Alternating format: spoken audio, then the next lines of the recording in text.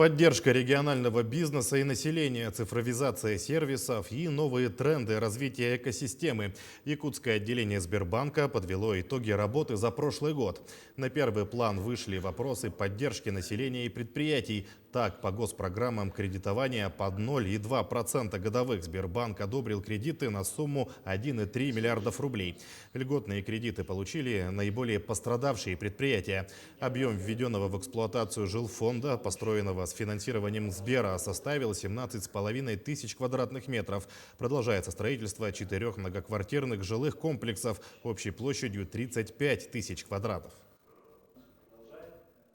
Важно, что банк остался очень активным партнером региональных органов государственной власти, госсектора бизнеса, скажем так.